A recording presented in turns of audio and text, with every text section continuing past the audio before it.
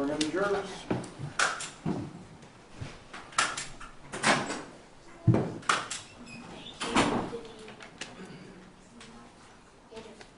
Here's a copy that will go back to them as the verdict form.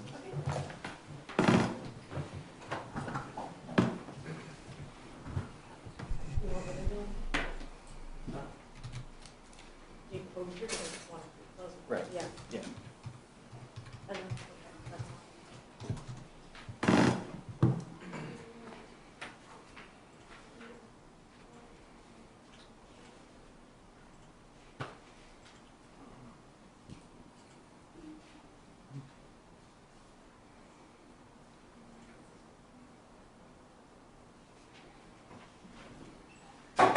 All right, you're entering the courtroom.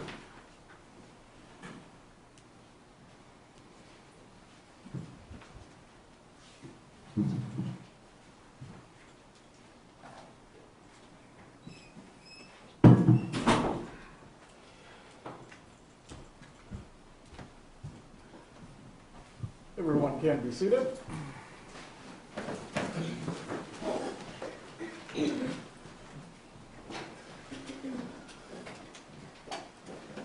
Members of the jury, we are about to go into the phase of the trial where you receive your final instructions on the law, and the attorneys will make their closing arguments before you deliberate. A copy of the jury instructions have been placed into your seats so you can follow along if you wish. You certainly can just listen to me if you prefer to do so. If it will help you to listen and read at the same time, that's what that copy is for. We are going to get started on page 4, and the subheader is 3.1, Introduction to Final Instructions.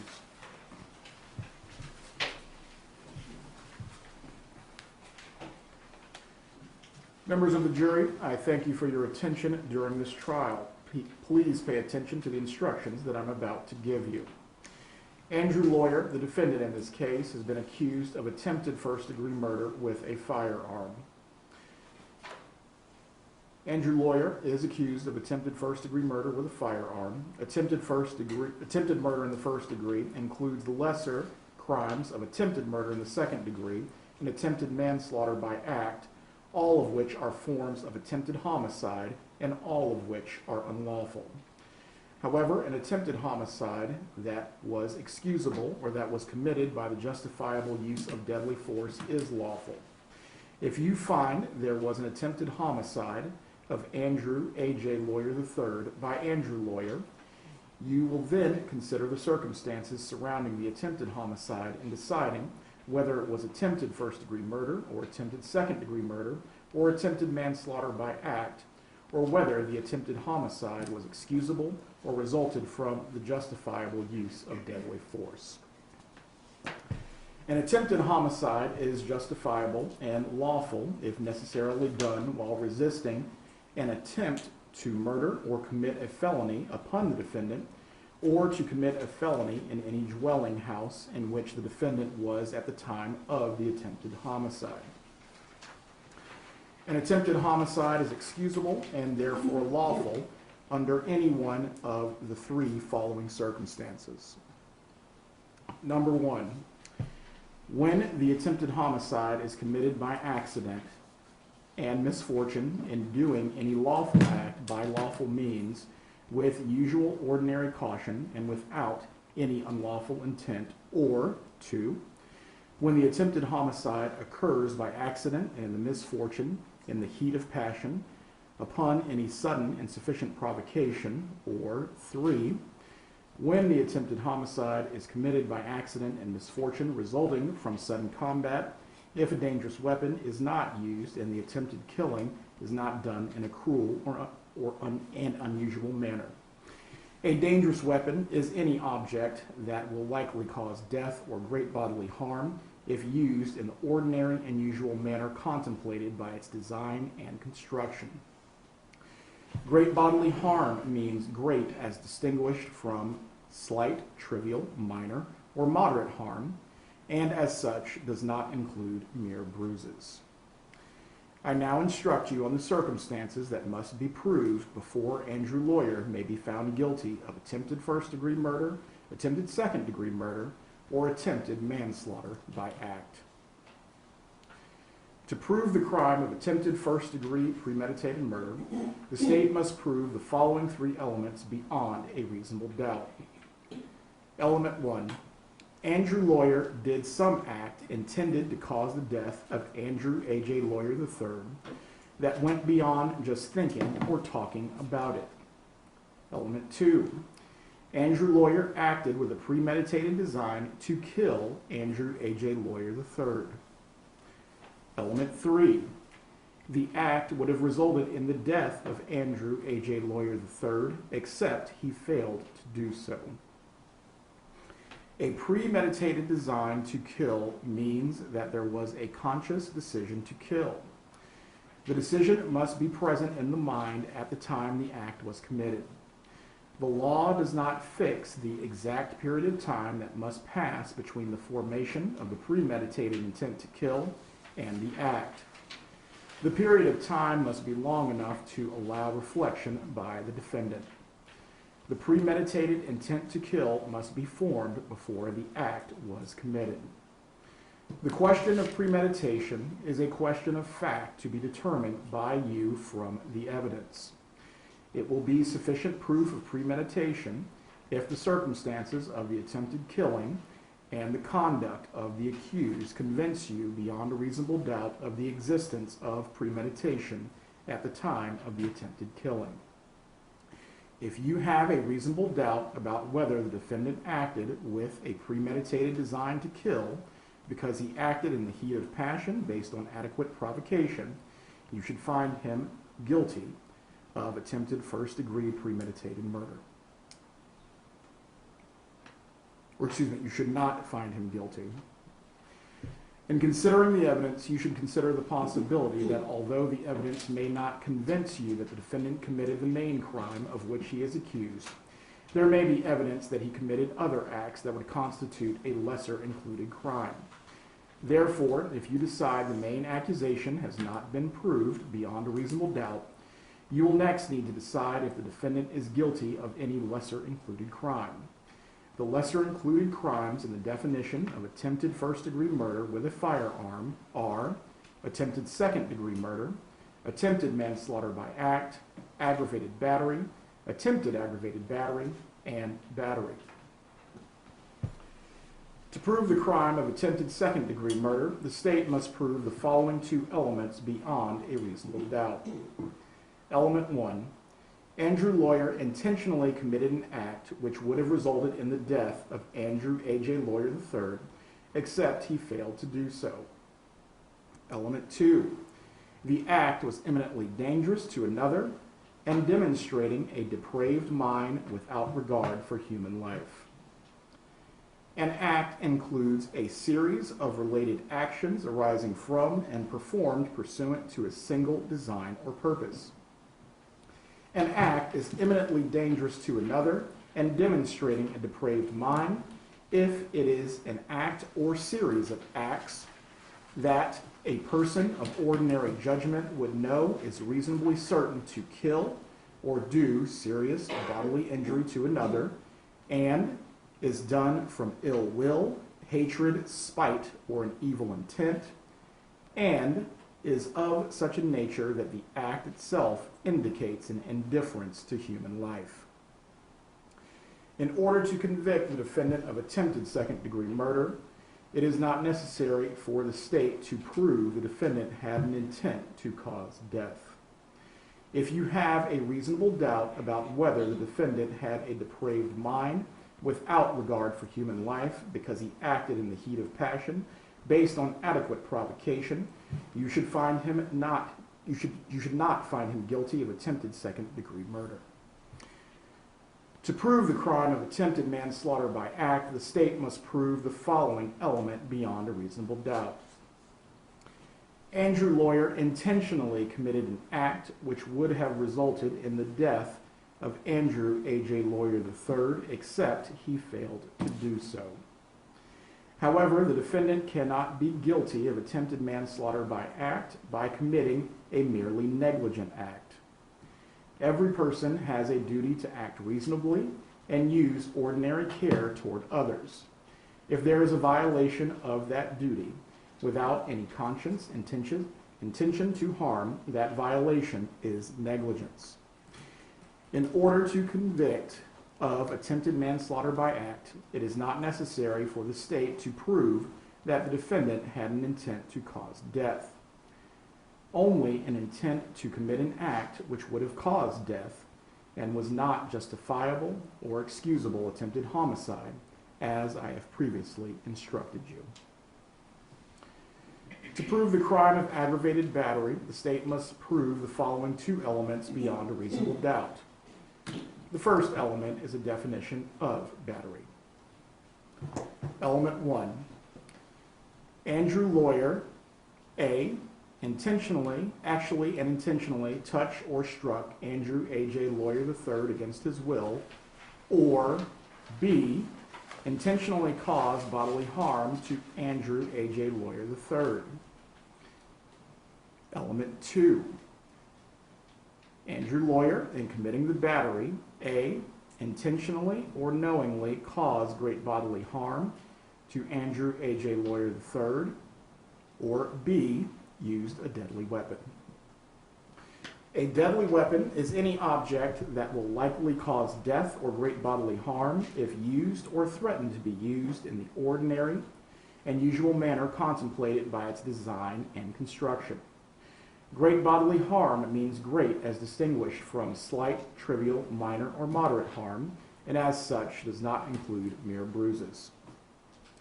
An intentional touching or striking includes situations where a defendant knows that a touch or strike is substantially certain to result from his or her act. A battery may be found as the result of the intentional touching or intentional striking of something other than the actual body of the person. However, the object that is touched or struck must have such an intimate connection with the person that it is to be regarded as part or as an extension of the person. For an example, in cases where a person intentionally drove into another occupied vehicle, it is for you to determine whether the vehicle that was struck should be considered as a part or as an extension of the person inside that vehicle. This determination may include consideration about whether the person was touched through the force of impact by being jostled or otherwise impacted through the transfer of energy from the collision. To prove the crime of attempted aggravated battery, the state must prove the following two elements beyond a reasonable doubt. In order to prove that the defendant attempted to commit the crime of aggravated battery, the state must prove the following beyond a reasonable doubt. Element 1. Andrew Lawyer did some act toward committing the crime of aggravated battery that went beyond just thinking or talking about it. Element 2. He would have committed the crime except he failed. The crime of aggravated battery is defined as Element 1. Andrew Lawyer actually and intentionally touched or struck Andrew A.J. Lawyer III against his will, or B, intentionally caused bodily harm to Andrew A.J. Lawyer III. Element 2. Andrew Lawyer, in committing the battery, A, intentionally and knowingly caused great bodily harm to Andrew A.J. Lawyer III, or B, used a deadly weapon. A deadly weapon is any object likely to cause death or great bodily harm if used or threatened to be used in the ordinary and usual manner contemplated by its design and construction. Great bodily harm means great as distinguished from slight, trivial, minor, or moderate harm, and as such does not include mere bruises. A battery may be found as the result of the intentional touching or the intentional striking of something other than the actual body of the person. However, the object that is touched or struck must have such an intimate connection with the person that is to be regarded as part or as an extension of the person. For example, in cases where a person intentionally drove into another occupied vehicle, it is for you to determine whether the vehicle that was struck should be considered as a part or as an extension of the person inside that vehicle. This determination may include consideration about whether the person was touched through the force of impact by being jostled or otherwise impacted through the transfer of energy from the collision. To prove the crime of battery, the state must prove the following element beyond a reasonable doubt. Andrew Lawyer actually and intentionally touched or struck Andrew A.J. Lawyer III against his will, or Andrew Lawyer intentionally caused bodily harm to Andrew A.J. Lawyer III. A battery may be found as a result of the intentional touching or intentional striking of something other than the actual body of the person. However, the object that is touched or struck must have such an intimate connection with the person that it is to be regarded as a part or as an extension of the person. For example, in cases where a person intentionally drove into another occupied vehicle, it is for you to determine whether the vehicle that was struck should be considered as a part or an extension of the person inside that vehicle. This determination may include consideration about whether the person was touched through the force of impact by being jostled or otherwise impacted through the transfer of energy from the collision. If you find that Andrew Lawyer committed attempted first-degree murder, attempted second-degree murder, attempted manslaughter by act, or aggravated battery, attempted aggravated battery causing great bodily harm, and you also find beyond a reasonable doubt that during commission of the crime he personally carried, displayed, or used a firearm, you should indicate this finding on the verdict form. A firearm is defined as any weapon, including a starter gun, which is designed to or may readily be converted to expel a projectile by the action of an explosive. If you find that Andrew Lawyer committed attempted first-degree murder, attempted second-degree murder, attempted manslaughter by act, or attempted aggravated battery causing great bodily harm, and this should actually include aggravated battery, but you are not convinced beyond a reasonable doubt that he personally carried, displayed, or used a firearm, then you should indicate this finding on the verdict form. If you find that Andrew Lawyer committed attempted first-degree murder, attempted second-degree murder, aggravated battery, attempted aggravated battery causing great bodily harm, or attempted aggravated battery with a deadly weapon, and you should also find beyond a reasonable doubt that during commission of the crime the defendant actually possessed and discharged a firearm, you should indicate this finding on the verdict form. If you find that Andrew Lawyer committed attempted first-degree murder, attempted second-degree murder, aggravated battery, attempted aggravated battery causing great bodily harm, or attempted aggravated battery with a deadly weapon, and you also find beyond a reasonable doubt that during commission of the crime, the defendant actually possessed and discharged a firearm, and in doing so caused great bodily harm or death to Andrew A.J. Lawyer III, you should indicate this finding on the verdict form. Great bodily harm means great as distinguished from slight, trivial, minor, or moderate harm, and as such does not include mere bruises. A firearm is legally defined as any weapon which is designed to or may readily be converted to expel a projectile by the action of an explosive. To actually possess a firearm means that the defendant A, carried a firearm on his person, or B, had a firearm within immediate physical reach with ready access with the intent to use the firearm during the commission of the crime. It is a defense to the crimes of attempted first-degree murder, attempted second-degree murder, attempted manslaughter by act, aggravated battery, attempted aggravated battery causing great bodily harm, or attempted aggravated battery with a deadly weapon, if the actions of Andrew Lawyer constituted the justifiable use of deadly force. Deadly force means force likely to cause death or great bodily harm.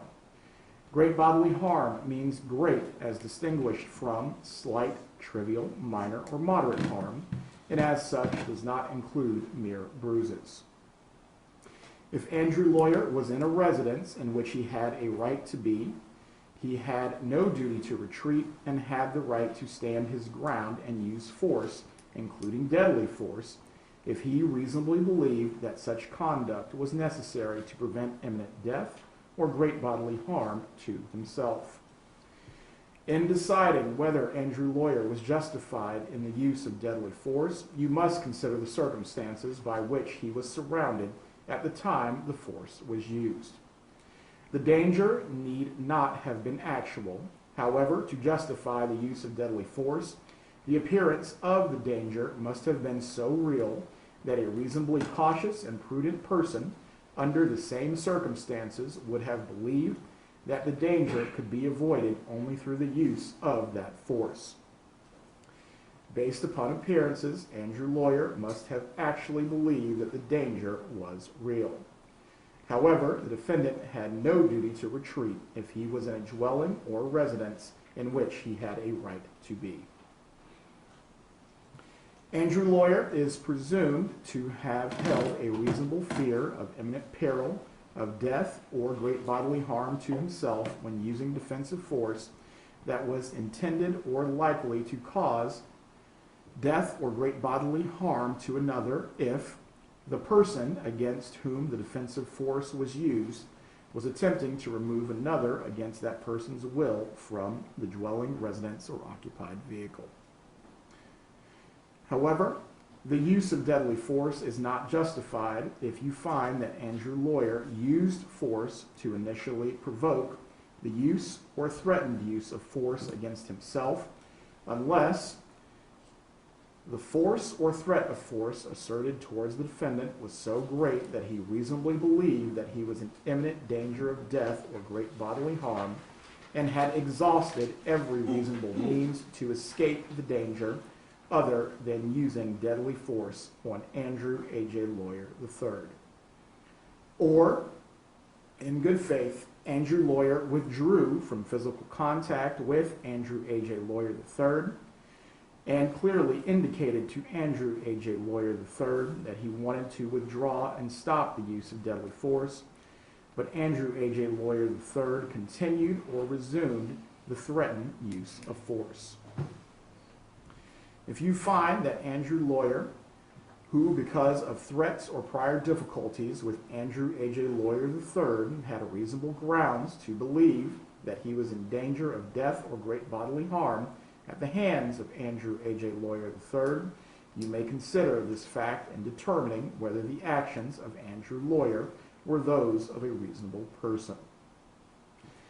In considering the issue of self-defense, you may take into account the relative physical abilities and capabilities of Andrew Lawyer and Andrew A.J. Lawyer III.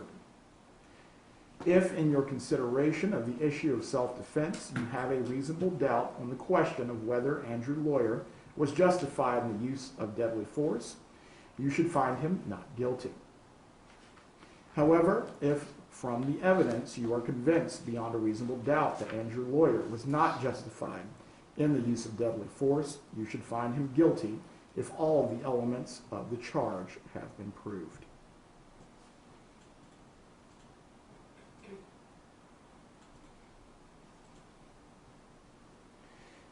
It is a defense to the crimes of attempted first-degree murder, attempted second-degree murder, attempted manslaughter by act, aggravated battery, attempted aggravated battery causing great bodily harm, attempted aggravated battery with a deadly weapon, and battery if the actions of Andrew Lawyer constituted the justifiable use of non-deadly force.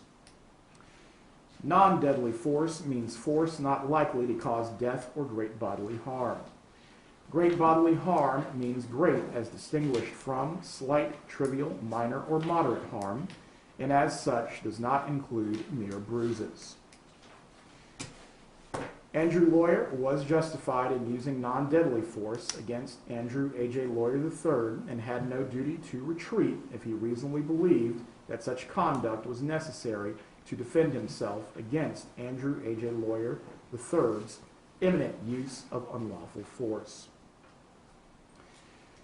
Andrew Lawyer is presumed to have held a reasonable fear of imminent peril, of death or great bodily harm to himself when using defensive force if the person against whom the defensive force was used was attempting to remove another against that person's will from the dwelling, residence, or occupied vehicle. In deciding whether Andrew Lawyer was justified in the use of non-deadly force, you must consider the circumstances by which he was surrounded at the time the force was used. The danger need not have been actual. However, to justify the use of non-deadly force, the appearance of danger must have been so real that a reasonably cautious and prudent person under the same circumstances would have believed that the danger could be avoided only through the use of that force, although, as I have previously explained, the defendant had no duty to retreat. Based upon appearances, Andrew Lawyer must have actually believed that the danger was real.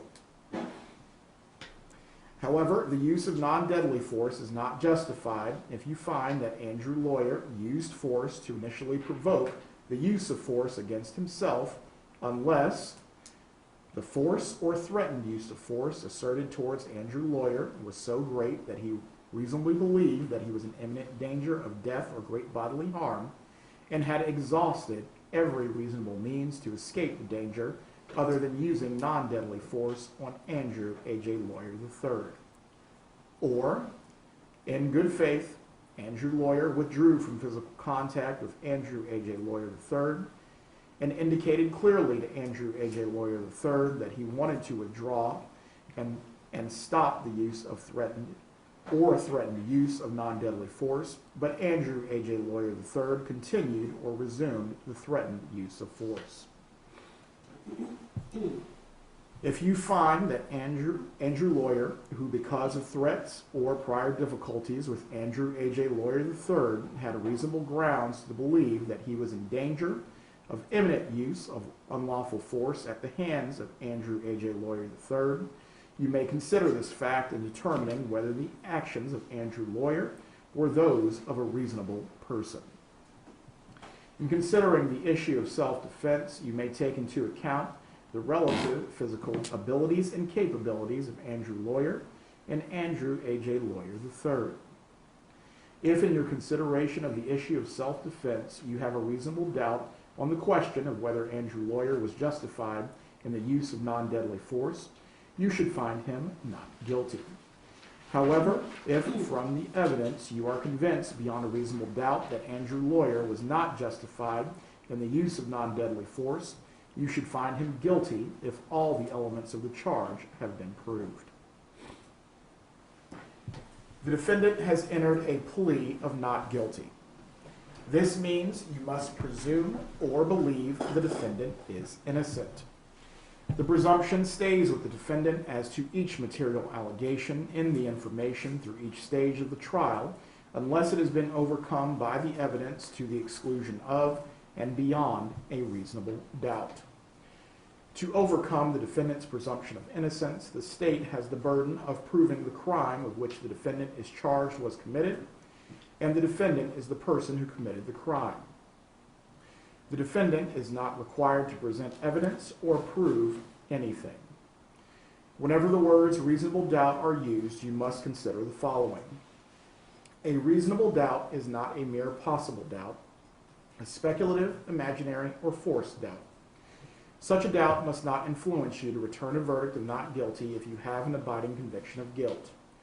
On the other hand, if, after carefully considering, comparing, and weighing all the evidence, there is not an abiding conviction of guilt, or if having a conviction, it is one which is not stable, but one which wavers and vacillates, then the charge is not proved beyond every reasonable doubt, and you must find the defendant not guilty because the doubt is reasonable.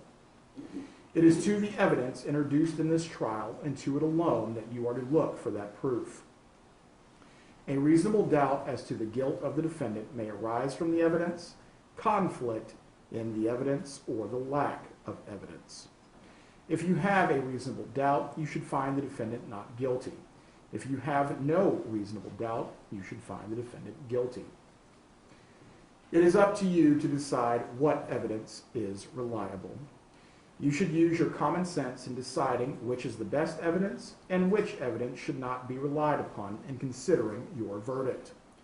You may find some of the evidence not reliable or less reliable than other evidence. You should consider how the witnesses acted as well as what they said. Some things you should consider are: did the witness seem to have an opportunity to see and know the things about which the witness testified? Did the witness seem to have an accurate memory? Was the witness honest and straightforward in answering the attorney's questions? Did the witness have some interest in how the case should be decided?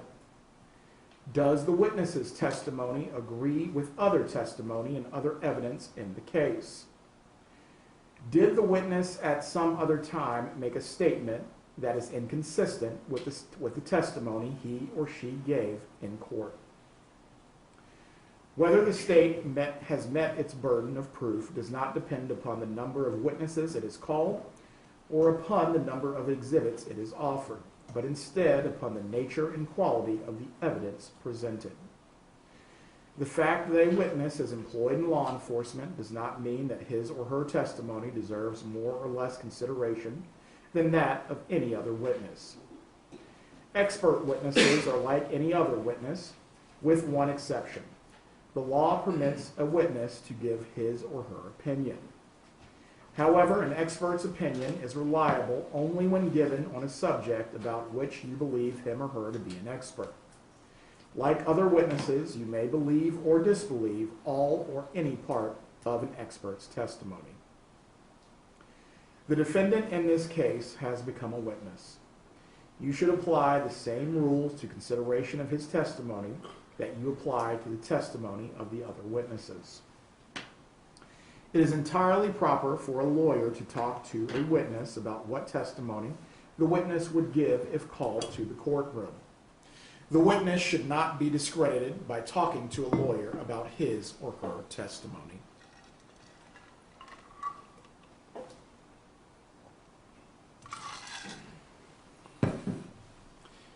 You may rely upon your own conclusion about the credibility of any witness.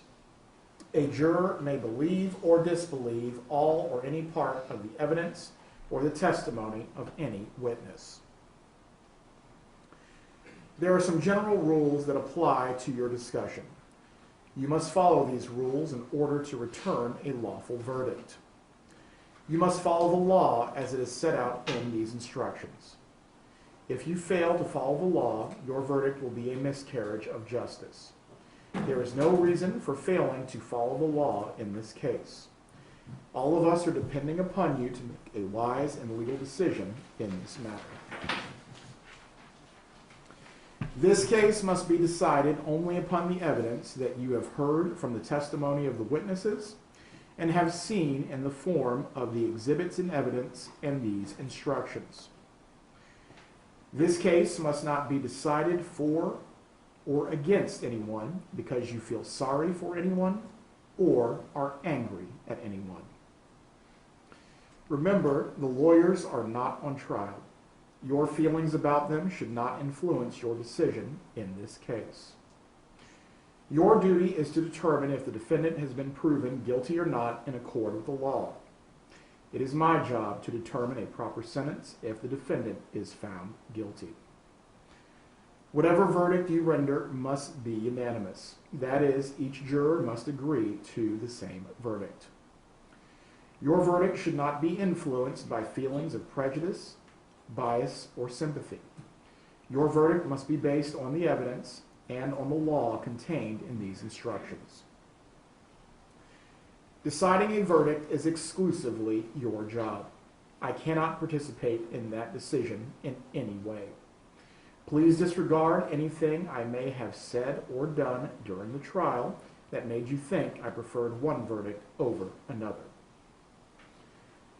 You may find the defendant guilty as charged or guilty of such lesser included crimes as the evidence may justify, or not guilty. If you return a verdict of guilty, it should be for the highest offense on the verdict form that has been proven beyond a reasonable doubt.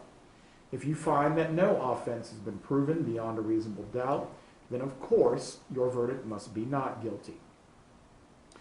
The verdict must be unanimous. That is, all of you must agree to the same verdict. Only one verdict may be returned as to the crime charged. The verdict must be in writing, and for your convenience, the necessary verdict form has been prepared for you. It is as follows.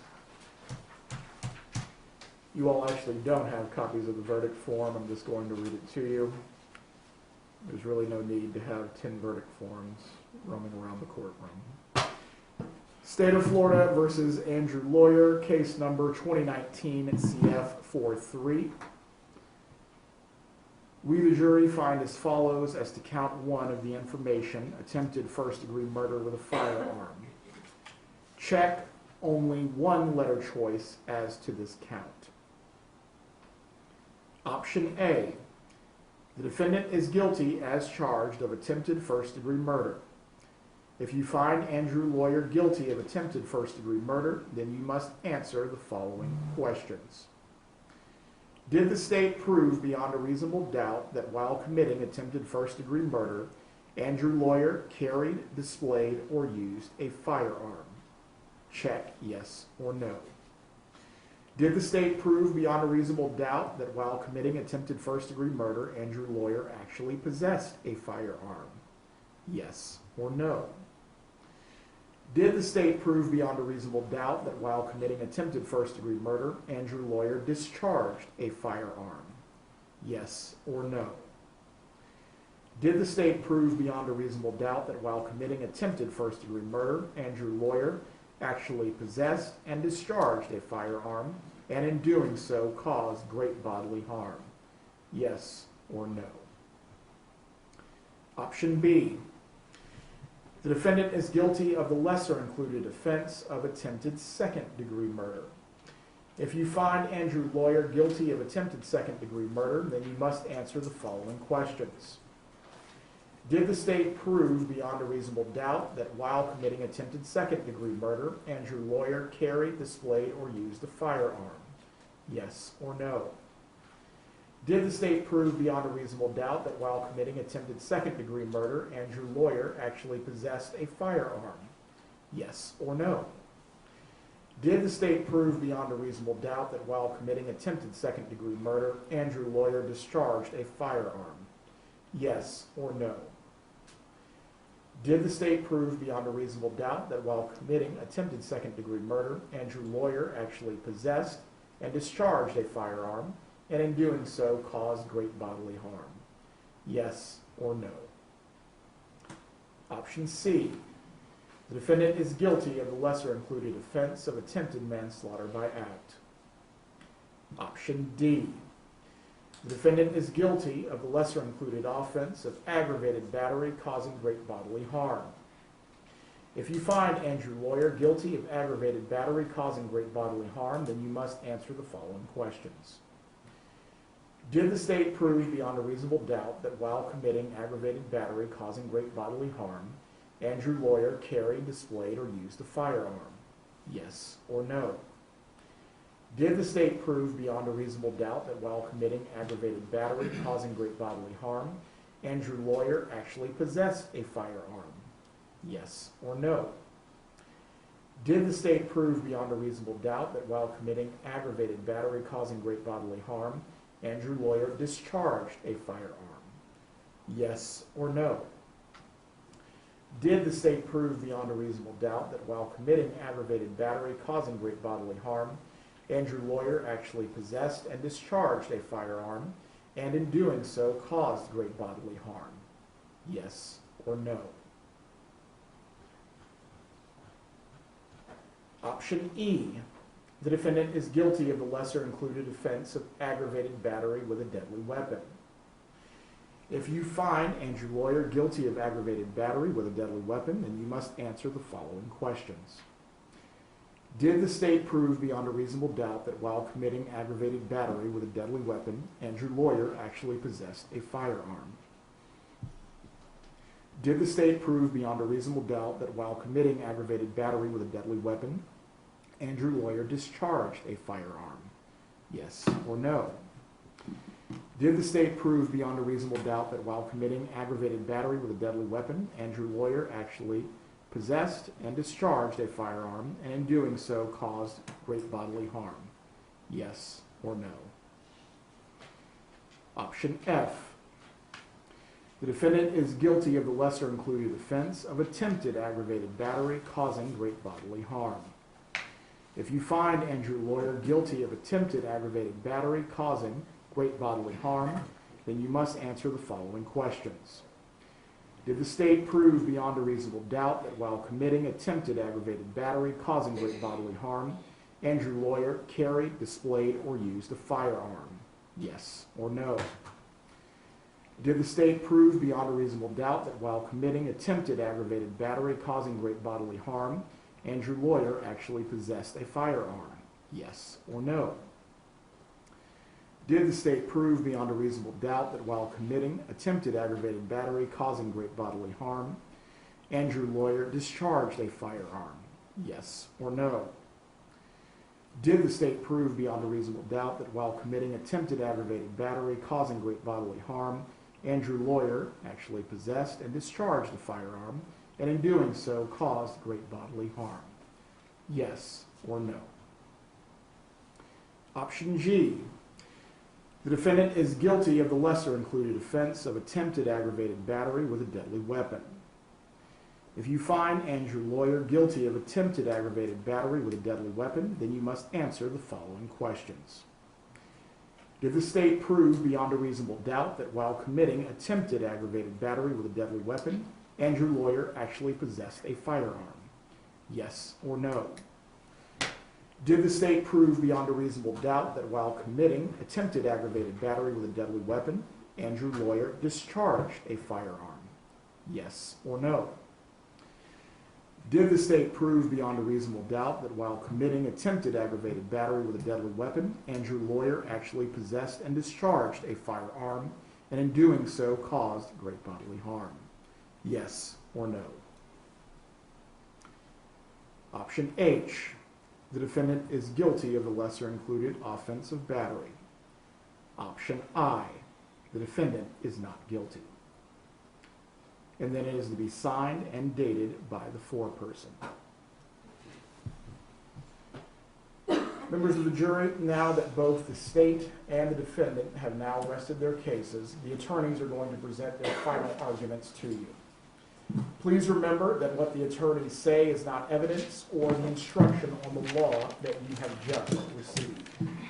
However, do listen closely to their arguments. They are intended to aid you in understanding the case.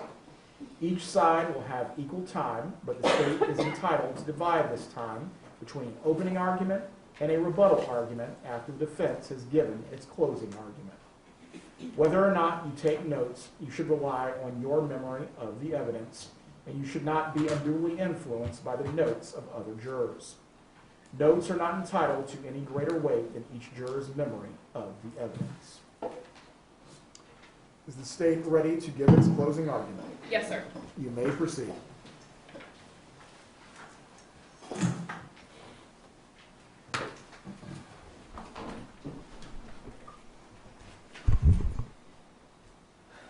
All right, good evening. I know that it has been a long 2 days, but I was watching y'all were paying close attention, taking a lot of notes up until the very last second. And I cannot tell you how much that means to the state, and I know as well for the defense, so thank you. Sincerely thank you. Just if we could get a little bit more attention from you, and then y'all can go back and deliberate. On January 3rd of 2019, this defendant made a series of choices. Choices that were not proportional to what was happening around him. An argument. An argument. How many times does one argue with their family members? How many times does it end up with one child shot? Starts in the kitchen. AJ and his mom are talking about olive oil. God forbid AJ uses this olive oil. Defendant inserts himself into the conversation. That is not heated. Everything is fine. He decides to get up from the living room and come into the kitchen. Why is he using our olive oil? That right there in itself should give you a good idea of who we're dealing with here. Why is he using our olive oil? Militia says he's not. It's not ours. That's his. He bought that. Here comes Lila.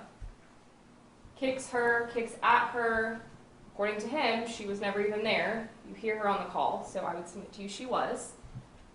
But here comes Lila. She hears AJ making the food. That's what dogs do normally. They hear you making up their food, they come running in the kitchen. Of course, AJ's response is, what the fuck? Why are you kicking her? Why are you kicking at her? Why are you doing anything to her? Why are you even in here? Starting stuff, instigating stuff. Why? Nobody's bothering him. No one's talking to him. But here he is. What the fuck? Why? Why are you kicking her? What does this defendant do? Runs up into AJ's face. And why does he do that? AJ's talking back to him. It's disrespectful. He does what he wants to do. It's his house. You don't get to speak to him. You don't get to have your own conversations. You don't get to use his olive oil. You do what he wants when he tells you to, when he wants you to. That's what we're dealing with. So he gets into AJ's face, and what does he say? What the fuck are you going to do about it? And what does AJ tell you he says? Nothing, because you ain't worth it. And he was right. Nothing in that moment was worth anything. It was not worth what ended up happening. He was totally right. Nothing, because you're not worth it. But of course that pissed the defendant off. Of course it did. That hurts your pride. It hurts your ego. To hear your 20-year-old son tell it nothing because you're not worth it. AJ didn't respond. He didn't react the way that this defendant wanted him to, which was to get mad. Then what does he say? Matter of fact, get out. Get out of my house. You, your dog, your stuff, get out of my house. And go where? Y'all asked him to come here and stay at the house to save money. Go where? Get out and go where? He's 20. Y'all saw his room. It's like, get out and go where? Argument ensues, chest to chest, in each other's face, saying all kinds of hurtful stuff. You're not even like my son anymore. You're not even like my dad anymore. Kind of a petty argument, back and forth, hurting each other's feelings. Okay, still, arguing. But what is AJ doing? He's talking back, right? And what is that doing? It's pissing him off. Making him even more mad. Militia. Goodness. Here she is. All right, that's enough. That's enough. Stop, stop. I gotta go to work. Stop. They keep arguing. Finally, she's just like, all right, whatever. Argue. Go at it. Because no one is expecting go at it to mean shoot him in the face. Because again, look at the scenario we're dealing with. Mom, dad, son. I think her saying to you that she said go at it, that right there indicates nothing in that moment was leading to ultimately what happened. It was an argument. Here you have this defendant swinging at AJ. And here's what's AJ doing? Moving from side to side. He's not getting any hits in. Do you think that makes that defendant feel very good? No. Again, ego, pride. AJ's not giving in to any of this like poking and provoking. He's not giving into it. Of course that pisses him off. Then what happens? Well, I'm calling 911. Okay, great. Thank you so much for the recording. So here we have the recording of the 911 call. It's loud, very chaotic. Y'all will get it back there. Listen to it as many times as you want. You hear the defendant. He's threatening me. He's belligerent. You hear AJ in the background. Belligerent? Threatening you? How? I'm way over here. What is that consistent with? That call is made in the moment on that night. And you hear AJ saying, I'm way over here. How am I threatening you? How did I threaten you? You came up to me. You said fuck you to me. How am I threatening you? All of that is consistent with exactly what AJ and Militia told you was going on in that kitchen. AJ was on one side, defendant's on the other side. They get in each other's face, Militia pushes them apart. Ultimately, they stay apart. They keep arguing, but that's it. There are no threats, there's no belligerence, there's an argument between a father and a son, and his feelings are hurt, and his ego is hurt, and his pride is hurt, because his son is talking back to him, and his son is not feeding into the provocation that he's doing. And y'all, that may sound like a crazy way to then end up shooting your son. It is what it is. Sometimes we don't have the answers. What we have is the facts. What we have is the physical evidence. So then what happens? Defendant says, y'all better come get him before I hurt him. Remember that. Y'all better come get him before I hurt him. So he already has a thought in his mind. At this point, he's going to hurt AJ. Now he doesn't say, I'm going to kill him or anything like that, but y'all better come get him before I hurt him. Why? Hurt him for what? Hurt him for what? We're not talking about a stranger. We're talking about your son. Whether y'all talked about all kinds of things under the rainbow or not, you lived in the same house. You grew up, he grew up with him. Y'all talked about enough. His girlfriend, his grades, whatever. Hurt him for what? Because of an argument? So what does AJ say? If you weren't my dad, if mom didn't love you, if Piffy didn't, starts naming off all these family members, right? Auntie Cheryl, I think his mom said he named off, all these people didn't love you, you'd be 6 feet under by now. You would not be in my life. And I asked AJ, I grilled him about that. Why did you say that? Let's break it down. Why did you say that? For what? Oh, well, he said he was going to hurt me. Again, you have this like petty back and forth argument. Then I asked him, all right, so why do you keep emphasizing the fact that you said, I told him if he wasn't my dad? Think about this scenario again. AJ is basically saying, if we were on the street and you ran up at my face like that and kicked my dog, of course it'd be a different situation. But you're my dad. That's the point of all of this, right? Is we're not dealing with strangers. We're not dealing with people on the street. We're dealing with a father and a son and a mom who's caught in between the two of them. If you weren't my dad, this is how this situation would be handled. But still, even with that in mind, did AJ ever lay a hand on him? Ever? No.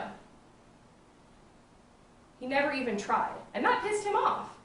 Because he was trying, and AJ's sitting there moving back and forth, not getting any, he's not able to hit him at all, moving side to side, probably smiling about it, right? And that's pissing him off. Because AJ's not giving in to that provocation.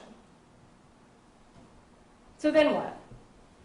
They separate, they're still arguing back and forth, mom's sitting down in the chair, AJ's on one side, defendant's on the other, we still have him on 911, and he walks out of the kitchen. And what did Militia and AJ tell you? They were still in the middle of talking, and AJ's looking at him like, where are you going? We're still talking. I want to know why you kicked my dog. Tell me why you kicked my dog. And he said something on the stand, and he kind of mumbled it, but maybe one of you caught it, and I thought it was really interesting. I just wanted an answer from him like what he would want from me. Which again, kind of pulls you back into the context of what we're dealing with. You have a son looking at his dad like, well, you always wanted answers from me. You always made me give you answers, so now I want to know why I want an answer from you. Tell me why you kicked my dog. Of course that defendant saw it as disrespectful. Of course he did. You don't question me. I'm the father. I'm the adult. Don't question me. Don't talk back to me. But AJ did. So he deserved to be shot? To him, yeah. All right, so then what? Defendant walks out. There's been plenty of testimony that AJ walked to that bedroom. The physical evidence supports it, and the direct testimony supports it. Direct testimony meaning the witnesses that you heard from. The physical evidence that you have that AJ did not charge into that bedroom is the blood spatter. What did the expert witnesses say? From both my side, state side, and the defense side. He was right there in that threshold when he got shot. A step or two into the doorway. Had he charged into that room, that blood spatter wouldn't be a step or two in the doorway. He'd be all the way in the room. It would be somewhere else, on the floor, on the dresser. You'd see the splatter somewhere else. But all of the physical evidence and all of the direct testimony from the experts in this case is that he stopped 2 or 3 steps into that doorway, close to the threshold of the door. Their witness said, he kept saying he wasn't too far into the room, because it's important to highlight that, because he wasn't. And what does militia tell you? We're walking to the room, AJ, please don't follow him, just get Lila, come on AJ. No, Mom, I want to know why he kicked my dog. I want to know why. He wants answers from me, I want answers from him now. Why? Why'd you do that? He's not yelling out threats. Come here, Dad, I'm going to kill you. No, that's not what we're dealing with. They get to the room, and who's already standing there with a gun? Him. Why? Ego, pride, emotion. But nonetheless, it wasn't proportional, and it wasn't necessary. My goodness, it wasn't necessary. Puts the gun in AJ's face. Militia's right behind him. What does AJ say to his 20-year-old self? That gun don't scare me. Oh, okay, a gun's in your face. I asked him that on the stand. Was that for real? Tell the jury about that. No, it was just a bluff. I didn't think he was going to shoot me. Of course you didn't think that. Who would have thought that? Militia told you the same thing. I asked her, when you saw him standing there with the gun, did you think he was about to shoot AJ? No. So, okay, fine. You pull the gun out to scare him. Right? All right, I'm going to scare you and you're going to go. You're going to get out. Or you're going to realize who's the boss around here. But then you pull the trigger. And that's what we're here for. You pull the trigger when he's standing still, doing nothing. Except what? Talking. Saying things you don't like, you don't want to hear, hurting your ego, hurting your pride, you see it as disrespectful. Fine, all those things are fine, but you don't shoot him. You weren't faced with great bodily harm or death. Then what does he do? AJ falls to the ground, grabs his mouth. On the ground, his arms are under him. This is why I was asking those questions. How were your arms? How was your body? All these questions are very intentional, right? Just to lay all this out for y'all. Underneath him like a turtle, I think he said. What does he do? Shoots again. Again. At his son who was on the ground with his arms underneath him, bleeding, militia screaming. You can hear it in the call. Why are you shooting at him again? Nothing is happening that is necessary. Nothing was ever happening that was necessary for you to do that. Except your pride and your ego got the best of him. But that is no excuse. None. And then for AJ, who is bleeding, gets up, jumps up, thinking, I think he said, I was thinking to myself, maybe God really don't got me. Once he kept hearing those shots. He was going to kill him. That's what that was. You don't shoot at somebody twice, especially when they're on the ground, and you know you've already hit him once. He's bleeding, screaming, you know you've hit him once. You shoot again. No reason for that. Then he goes to leave the room. Walking around the room like a chicken with his head cut off. He's in shock. His dad just shot him. Mom's screaming. Blood's coming down his face. His mouth is burning, I think he said. There's a door to get out that way. Can't go that way. It's going to take too long to get out of the house. I'm going to go out the bedroom door. What does he do when he does that? Points the gun at him again. And they were both very clear. He doesn't point it like at his head, but he points it out towards his direction and says, "Get the fuck out of my house." And that's why I asked him on the stand, or what? Or you're gonna kill him. And that is why we are here.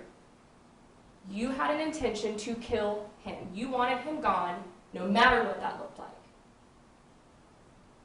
And whether he feels differently about it now or not, we look at what was happening back then, what his actions were back then. What do his actions show us? That is what we look at. In this case, you have lots of physical evidence, lots of direct testimony. Ask yourself, what matches the physical evidence? And just like the expert witnesses said, on both sides. If you don't have physical evidence, like in the kitchen, for example, you look at the direct testimony. Militia. The FDLE firearms analyst. That gun didn't go off on accident. Nothing hit his hand. And for him to get up there and look y'all in the eye and tell y'all that he doesn't remember, just so happens, doesn't remember the only things that he's actually charged with doing, but everything else he remembers. Come on. You remember every single other detail, everything that everybody else did. But the actions that you took that got us here, you don't remember that. Is that reasonable? There's a reason he doesn't remember. So, when y'all go back there and y'all talk, look at your notes, rely on your own memory. Rely on your own memory, talk about it. And I would submit to you that when y'all do that, and when y'all think about, especially that second shot, goodness, when y'all think about all of that, you will have no hesitation finding him guilty for exactly what he did, which is develop an intent in his mind. Whether it was seconds, a minute, 5 minutes, it doesn't matter. You look at the actions he took. And when you get back there, I have no hesitation that y'all will find him guilty of attempted first-degree murder of his son, AJ. Thank you. Is the defense ready to give its closing? Yes, sir. Thank you. You may proceed. I want to say goodnight. But again, thank you. I think it took a little longer than we anticipated. I know everybody is ready to get out of here Friday night, but this is a very, very important job that you have. As we talked about during the opening statement, your job is to determine what the facts are in this case. Obviously, there is a dispute about what the facts are and what happened, and that's where the jury comes in. The jury decides what the facts are, and you'll decide what those facts are, apply them to the law, and render a verdict for us. And again, everything that I say during closing argument, or Ms. James says during closing argument, is not evidence. So if she or I say something that I don't remember it that way, or use your own memory, use your own recollection, because there was a lot of information that has been put out here over the last couple of days. And again, this case starts in the home. You heard from the 3 people that were there. January 3rd, 2019. January 3rd, 2019. Mr. Lawyer, Andrew Lawyer, has had a pretty good day. Business is going well. He's had a client that's telling him, hey, I got a lot more stuff coming your way. He's in a good mood. His wife is getting up. She works the night shift. He goes in. She's getting ready. Jumps in the shower with her. Now she's going to, get ready for work. He comes out and he's dressed in his shorts, t-shirt, and flip-flops, getting ready to take his wife to work. AJ's in the kitchen, and that's where the argument begins. And this is where your job comes in to decide what did happen there. How did this happen? Yes, there was an argument about the olive oil. Was it the good olive oil? Was it AJ's olive oil? Was it Andrew's olive oil? I don't think that question has been answered during this trial. Except for Andrew says, no, that was my olive oil. That was the expensive olive oil that I bought for this special occasion. If you're going to use olive oil, buy your own.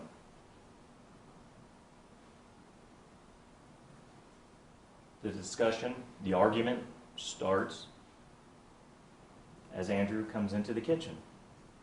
As this discussion is going on, AJ testified that Andrew kicked his dog. That's what he said up there. Remember? Trying to get a little louder like he did it. But when I asked him about, well, remember when I took your deposition, we talked about that, and I asked you, did you see him kick your dog? I thought so. So previously he thought he saw his dad kick his dog, but here he definitely saw his dad kick his dog. Militia, who's also in the kitchen, and also testified, I don't know if he made contact. He might have shooed at him, but I didn't see any contact being made. But the first sign of aggression is, AJ, what the fuck? Is that the way you're going to start a conversation if you want to have a civil discussion about something? What the fuck? That's not how it starts. That breeds aggression right there. Yeah, there was an argument. There was some physical stuff going on. And again, we weren't there. As we talked about, during jury selection, if you were, having to know what happened, to know completely 100%, we would have to have been there. And if we were there, we would have been testifying.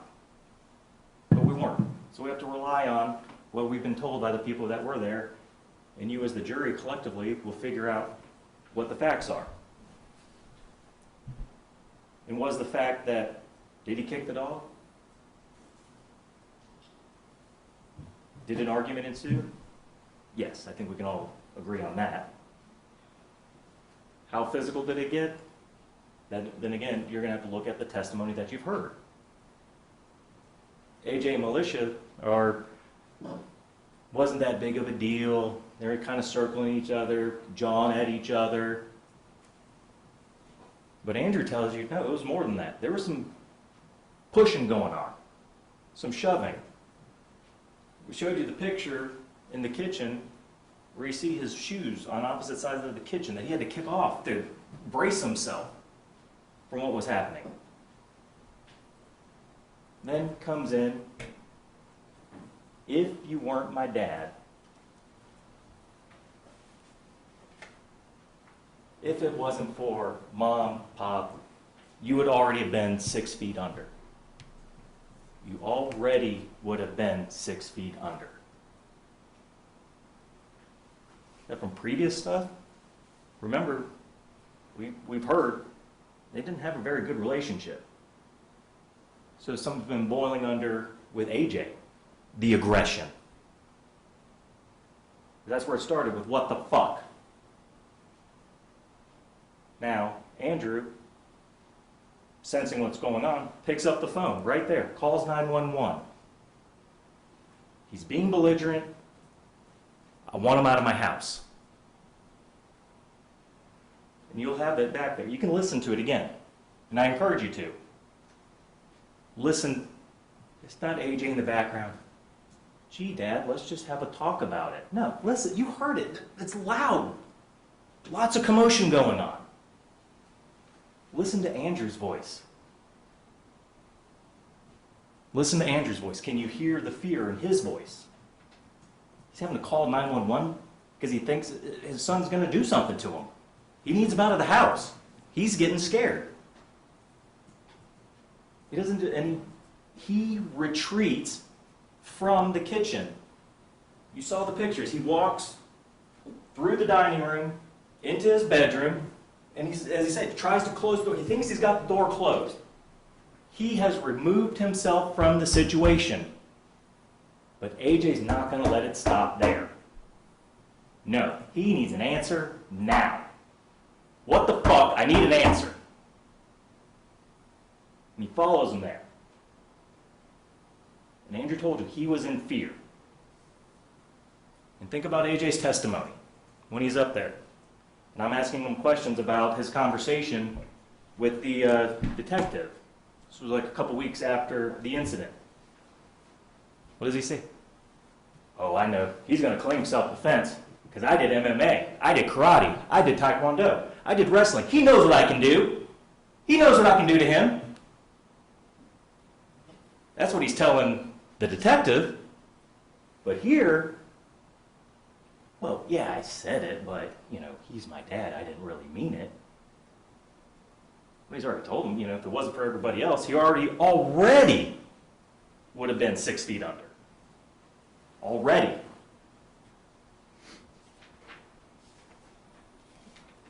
And you hear Andrew on the 911 call. Get out of my house. Get out of my house. Get out of my house. Listen to his voice. You heard him up there. Listen to it there. Listen to the inflection. Listen to the shakiness of it.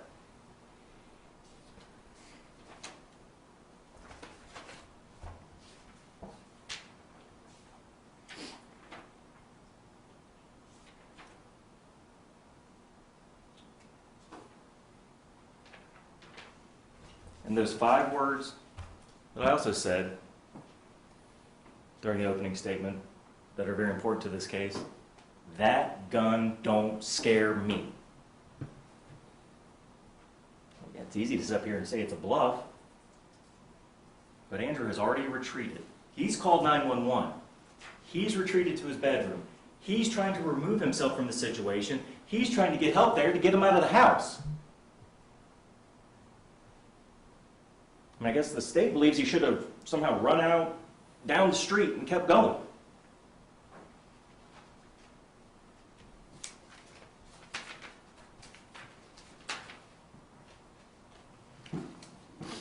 And as the instruction says, if Andrew Lawyer was in a residence in which he had a right to be, he had no duty to retreat and had the right to stand his ground and use force, including deadly force, if he reasonably believed that such conduct was necessary to prevent imminent death or great bodily harm to himself. I told you right there, I was in fear of great bodily harm. He had no duty to retreat, but he did. He took it a step further. He broke it off, he left that kitchen, walked through the dining room, crossed the hallway, into his bedroom, tried to close the door. And you hear it. You'll hear it on the 911 call. You hear it. AJ coming to him. Mom, just leave. Just go. No, he needed an answer. He needed an answer.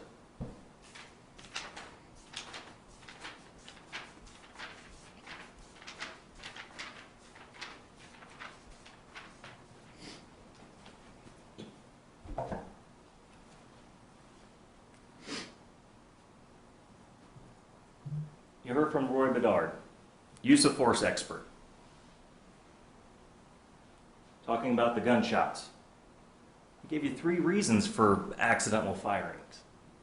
One of them being the clutch reflex. You squeeze one hand, you might squeeze the other. So was there movement by AJ towards Andrew in that bedroom? Or was it Andrew putting his hand up? Depends on which time he's talking. Because there's been 2 different stories about that. So if he reaches in and tries to grab, and Andrew, yes, that could be an accidental firing. You heard it from Mr. Bedard. He also talks about he teaches people to create distance to have time to make decisions. That's what he was getting away. He made the decision to leave the argument. He was creating distance. AJ was closing the distance. Because he needed this resolved.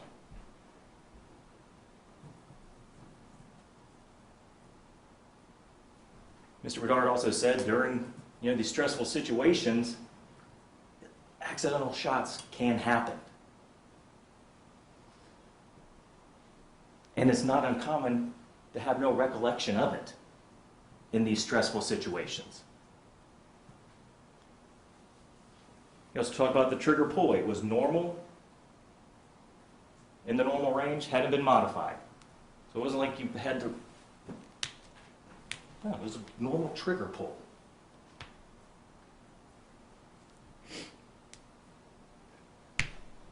Mr. Bedard also talked about Andrew. He was the one that retreated. He's the one that called law enforcement. He also said clearly a case of self-defense.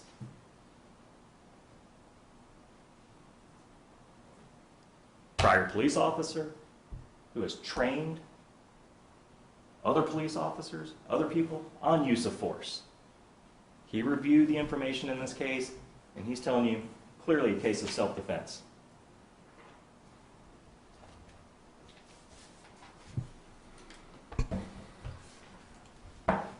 Was he 1 step into the room, 2 steps into the room? It's unclear. But what is clear, he was in the room.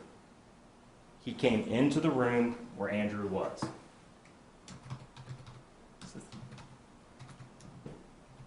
Should have already been 6 feet under. You know, he knows what I can do. MMA, karate, taekwondo. That's why he's going to claim self-defense, because he knows what I can do. I'm not that little boy anymore.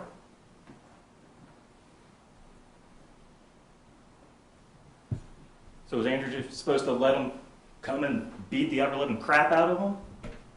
Cause great bodily harm? Because we know from AJ, he's the tougher one. He can take him. Because he said, Andrew knows that. That's why he's going to claim self-defense. Is he claiming it or was it? I submit to you it was self-defense. Based on the evidence, based on the testimony, based on the circumstances. What is clear, the argument started in the kitchen. It escalated. Andrew called 911.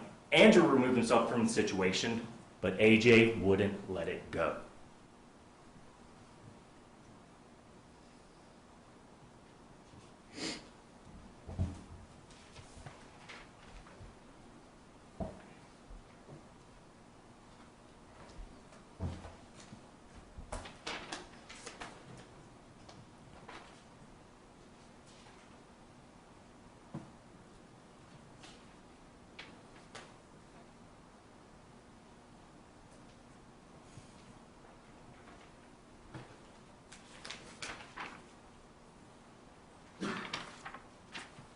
Now, the state wants you to believe that it's not even comprehensible that Andrew might not remember exactly how the trigger was pulled or what happened.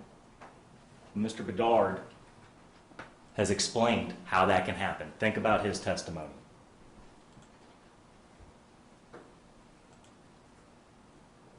Just like with Militia, when she was on the stand and they were talking about when they get to the door, and the question was, did anything happen? Did he say anything? Not a word. She said, hey, not a word. Well, we hear it right there in the 911 call. We know he's at the door when he says, that gun don't scare me. That gun don't scare me. Andrew was trying to protect himself from great bodily harm.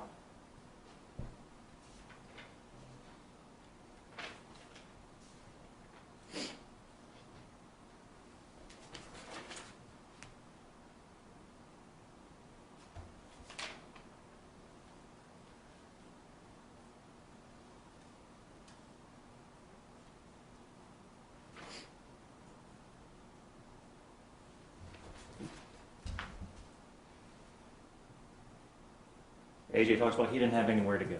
He'd been other places. He has friends. He's 20 years old. He can find a place to go even for the night to cool off. But no, he had to keep it going. He had to keep it going.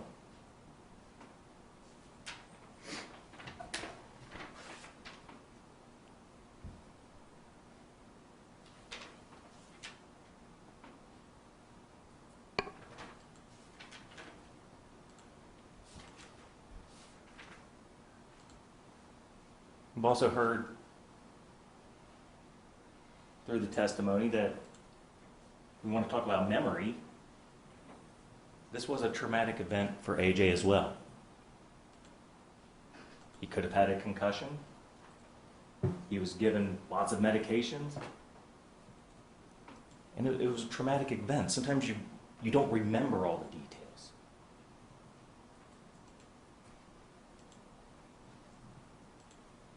But he did remember that Andrew kicked his dog when he testified yesterday.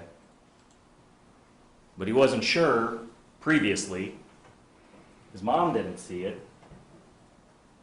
But that's why he is bringing the aggression for something he perceived. We don't know if it was true. He doesn't know.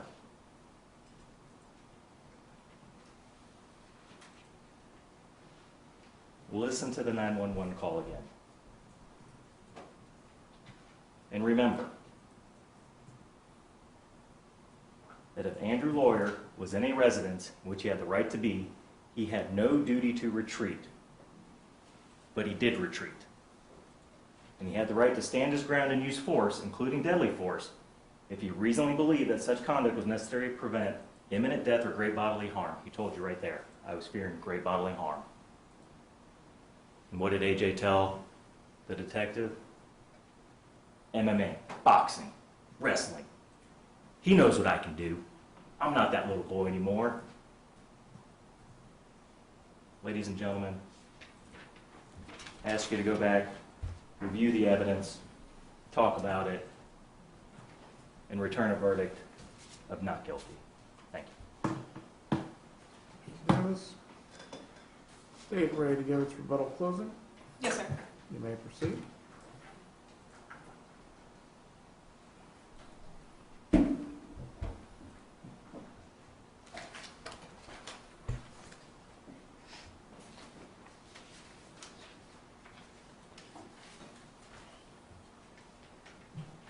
I have got to talk about this concussion situation.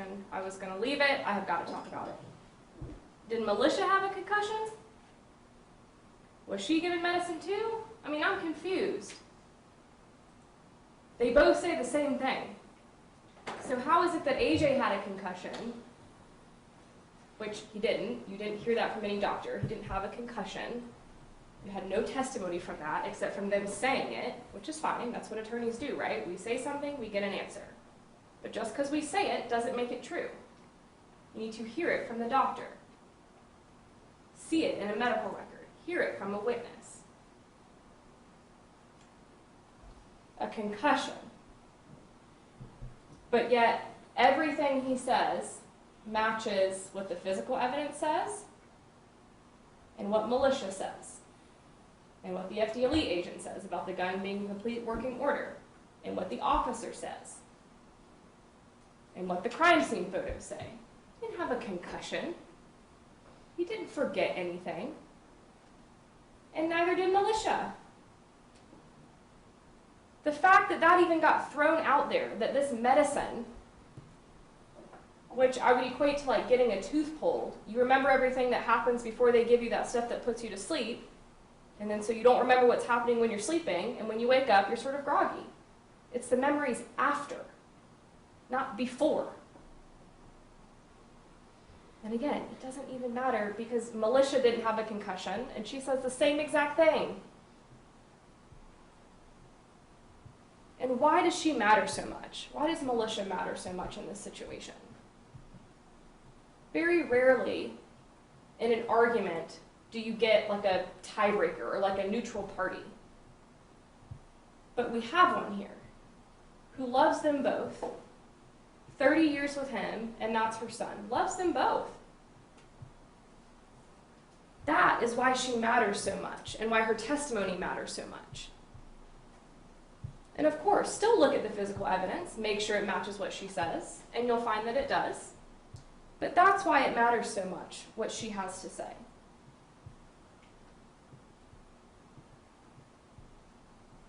Notice how the defense in their closing argument never said anything about the second shot.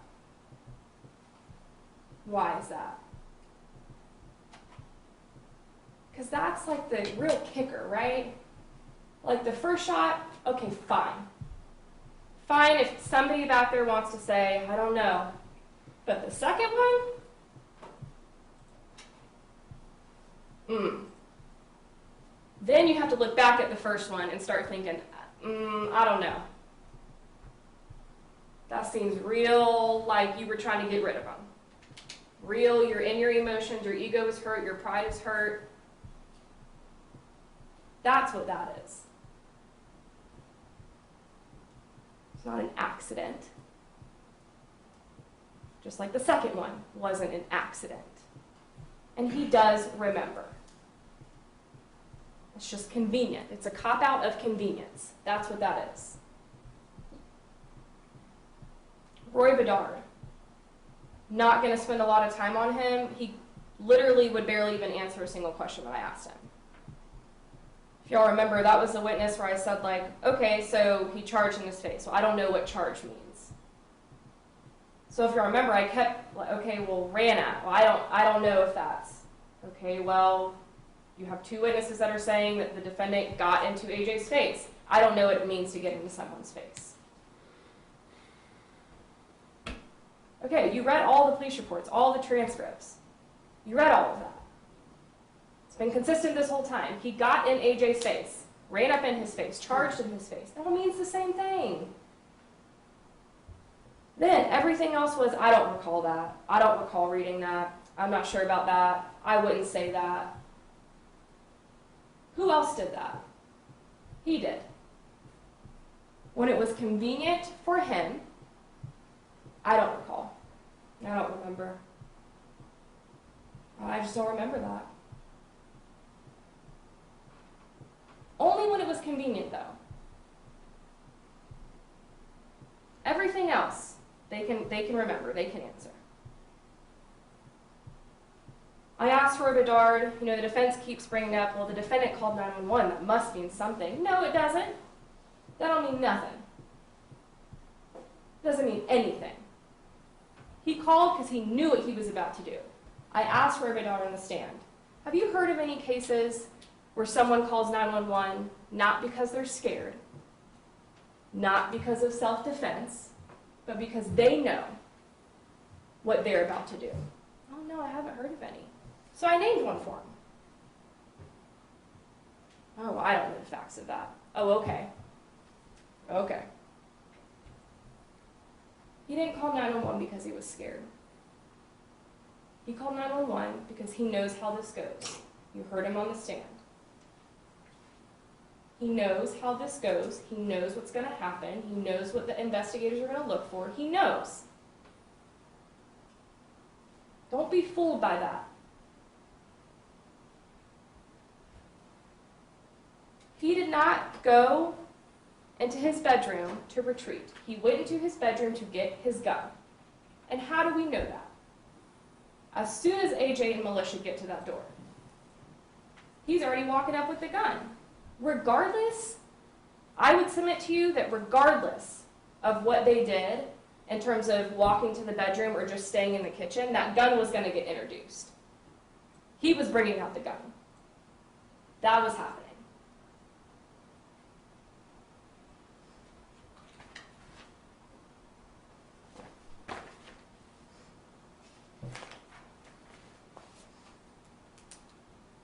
There was no threats, no weapons by AJ, not even his hands.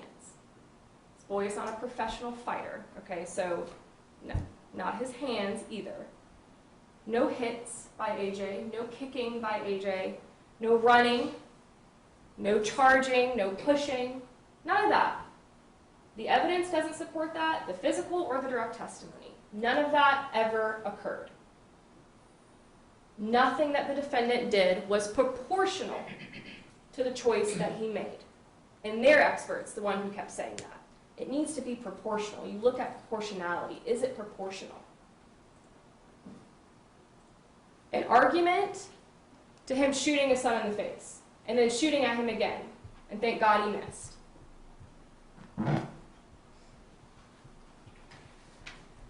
The injuries that AJ had, I don't think we really need to get into how that would constitute great bodily harm, and you'll see it in the jury instructions how great bodily harm is explained several times, but his teeth coming out, the mandible being severely broken, 9 to 10 surgeries, could have stopped breathing because of his tongue swelling up, which obviously would mean that he would die.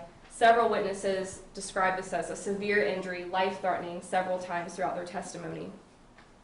The feeding tube, the scars that he has, all of that would constitute great bodily harm individually. And then when you look at it as a whole, it's most definitely great bodily harm. So when you get to those definitions in your jury instructions, that's why I brought that up, was to just make sure that was covered. Some of the premeditation, I just want to point out a couple things about that. I would ask that y'all start in the kitchen and work your way through each step that he took and each thing that he said, okay? And then do that way. And I would submit to you that it's sort of like a snowball, right? Like it's not just one time where he's like, all right, I'm going to kill him. I'm not arguing that to you. I think it was progressive. And I think it was AJ talking back, being disrespectful, not manning up to him, not honoring thy father. And then Militia stepping in and sort of having AJ's back in a sense by saying, like, it's not your olive oil, it's his olive oil. He doesn't want to be talked back to. He doesn't want to feel disrespected. He wants to feel like the man, the boss, the one in control. And he didn't feel like that. But what he did, how he reacted, was not proportional.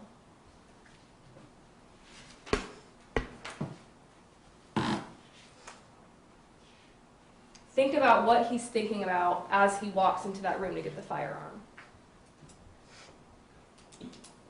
He's got to be thinking about getting it because he goes straight for it, right? We know that he either cocked it back or did double action and pulled the trigger. And if it was double action, that's 8 pounds of pressure. That definitely an accident with the second shot. And even if it was single action, if he pulled the hammer back, then we really know what you were thinking. So either way there, you have a thought process, a conscious intent to make the choice that you're about to kill him. I'm sure that y'all have heard the saying, you brought a knife to a fist fight. You brought a gun to a knife fight. The problem here is that he brought a gun to an argument. A heated one, but an argument with his child. Context. And he made a choice. A choice that AJ will forever have to live with. When he looks in the mirror at his face, when he meets people and they ask him, what happened to your face? What happened to your face? His dad shot him. When he takes his shirt off to go to the beach and that feeding tube scar is there, what happened to you? Why? His ego, that's why. That is not an excuse. That is not justifiable. Find him guilty for what he did to AJ. Thank you. Thank you, Ms. James. Members of the jury, in a few moments you'll be taken to the jury room by the bailiff. The first thing you should do is choose a foreperson who will preside over your deliberations. The foreperson should see to it that your discussions are carried on in an organized way and that everyone has a fair chance to be heard. It is also the foreperson's job to sign and date the verdict form when all of you have agreed on a verdict and to bring that verdict form back into the courtroom when you return. During your deliberations, jurors must communicate about the case only with one another and only when all jurors are present in the jury room. If a juror goes to the restroom, deliberation should stop until that juror has returned. You are not to communicate with any person outside the jury about this case. Until you have reached a verdict, you must not talk about this case in person or through the telephone, writing, or electronic communication, such as a blog, Twitter, text message, email, or any other means. Do not contact anyone to assist you during your deliberations. These communication rules are going to apply until I discharge you at the end of this case. If you become aware of any violation of these instructions or any other instructions that I've given over the course of the trial, you must tell me by giving a note to the bailiff. Many of you have cell phones, tablets, or other electronic devices that you have brought with you.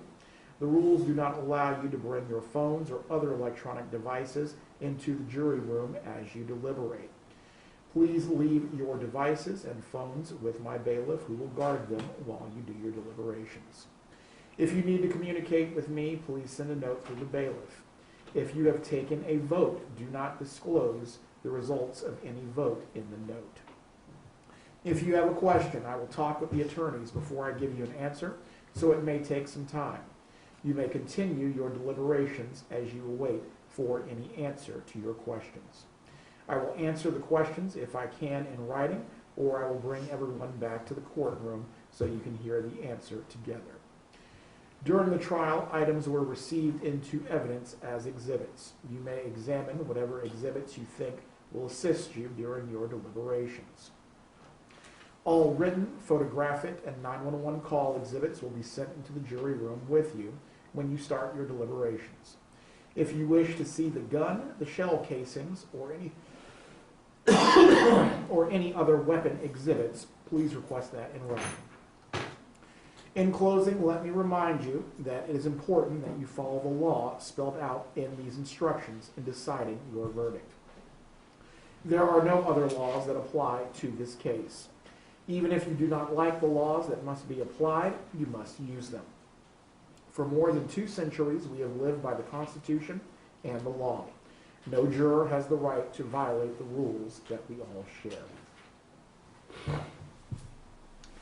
Members of the jury, before you go back into the room to start the deliberations, we are going to discharge the alternates at this time. If the clerk could please announce the names of our alternates. Yes, sir. Ms. Dodson and Ms. Kleiner. Ms. Dodson and Ms. Kleiner, we give you our sincere thanks for being here and giving this trial your full attention for the last 2 days. If you wish to know the outcome of what takes place, please let the bailiff know, and my office will be in touch with you. Members of the jury, you may take your notepads with you into the jury room. Please leave the jury instructions in your chairs and follow the bailiff.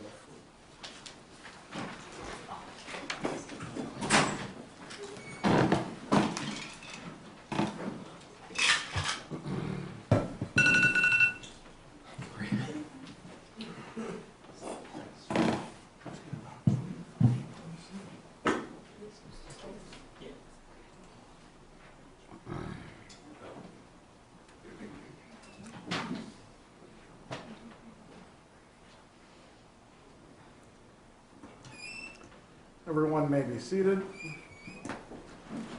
If the attorneys could please leave their phone numbers with the clerk. We will be in recess until we have either a question or a verdict. Mr. Lawyer, do not leave the courthouse before we have a verdict. You certainly can move around, use the restroom, do anything that you need to do, but do not leave the actual courthouse premises until we have the verdict.